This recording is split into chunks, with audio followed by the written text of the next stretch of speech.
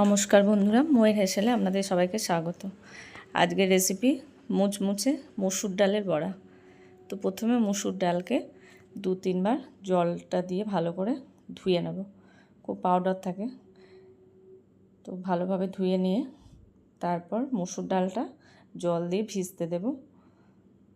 যতক্ষণ না ডালটা ফুলে ওঠে, নরম না হয়ে যায়, ততক্ষণ ভিজতে দেব। মোটামুটি 1 ঘন্টা মতো ভিজতে দিলেই হবে। এবার জলটা ঝরিয়ে ছেঁকে নিয়েছি। তারপর মিক্সি জারের মধ্যে ডালটা নিয়ে নেব। তারপর হলুদ নেব, কাশ্মীরি লঙ্কার গুঁড়ো নেব, আর লবণ আর চিনি, এইগুলো দিয়ে এটাকে একটা পেস্ট বানিয়ে নেব। ডালটা একটু গোটা গোটা থাকলেও কোনো ক্ষতি নেই। এরকমভাবে পেস্টটা বানিয়ে নিয়েছি। এখানে আপনারা কাঁচা লঙ্কাও দিতে পারেন। আমি কাঁচা লঙ্কাটা টুকরো করে দেব, তাই এখানে দিইনি। এবার পেস্টটা একটা বাটির মধ্যে নেব, যেখানে আমি বাদবাকি যে জিনিসগুলো আছে ওগুলো দিয়ে মাখবো। এবার পেঁয়াজ ছোট ছোট টুকরো করে কেটে নেব। তারপর ছোট ছোট টুকরো করে আদা কুচি দেব, আর বেশ কিছুটা কাঁচা লঙ্কা দেব। এবার এটা ভালো করে মাখবো। তারপর ধনেপাতা কুচি দিয়ে দেবো এর সাথে, ওটাও ভালো করে মেখে নেব। এবার কড়াইয়ে এটাকে আমি সর্ষের তেলে ভাজবো।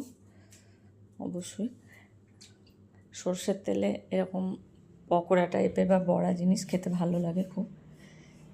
তো তেলটা গরম করতে দেব কড়াইয়ের মধ্যে।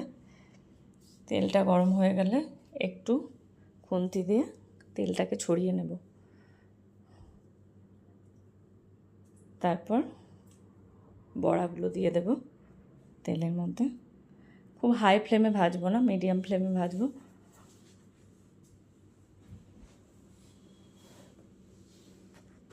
যাতে ভিতরটা কাঁচা না থাকে।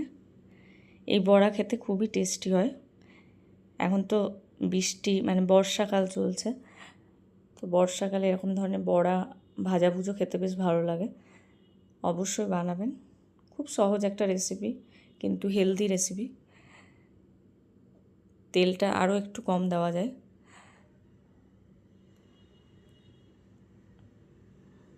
এবার বড়াগুলোকে উল্টে পাল্টে ভেজে নিতে হবে, আর কিছুই না। খুব সহজেই হয়ে যায়, আর ডালটা ভিজতেও বেশি সময় নেয় না। অন্য ডাল ভিজতে যেরকম সময় নেয়, এটা খুব অল্প সময়েই ভিজে যায়। গরম জল দিয়ে ভেজালে তো আরোই তাড়াতাড়ি ভিজে যাবে। এবার বড়াগুলোকে একটু উল্টে পাল্টে একটু চেপে চেপে ভাজবো, যাতে ভিতরটা কাঁচা না থাকে। ব্যাস, তারপর তুলে নেব। এবার এগুলোকে গরম ভাতের সাথে বা চায়ের সাথে, যে কোনো কিছুর সাথে এটা আপনারা এনজয় করতে পারেন।